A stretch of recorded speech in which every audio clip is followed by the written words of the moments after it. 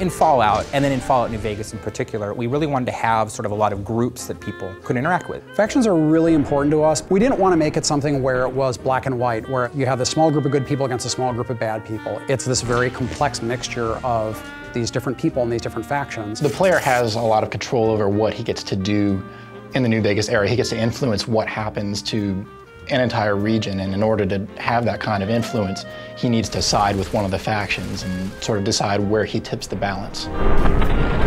It's all about war, and that's what Fallouts have been about, is war, and so how we're really showing that is war between these factions.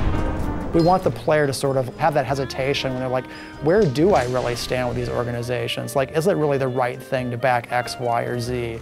And even if I go off on my own, what does that mean for everyone who's living in the world of New Vegas? We have three primary factions, one of which is the New California Republic. Which is this big, sprawling government that's gotten too big for its own good. It's so big, it can't control its own territories, it can't police its own laws, it certainly can't protect its own citizens.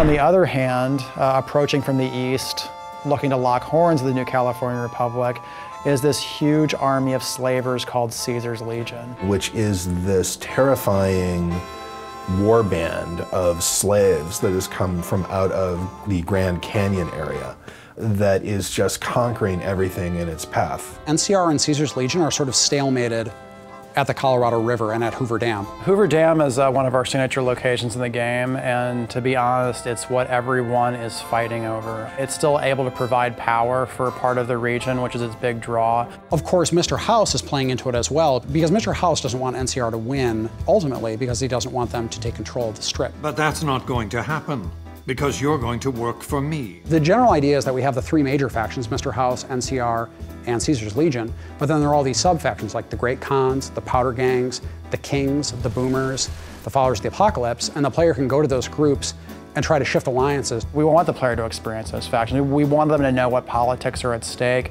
and what ideologies these organizations represent. So when they choose what factions they want to work with, it's based on something more than just a gut, they're good, they're evil reaction. So if you support Caesar, or if you support NCR, or if you help the Great Khans or the Kings, it's going to make a big difference.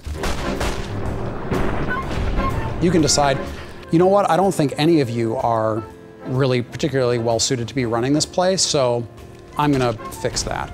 That's where you essentially are either the active champion of Vegas, or you basically just said, it's anarchy now.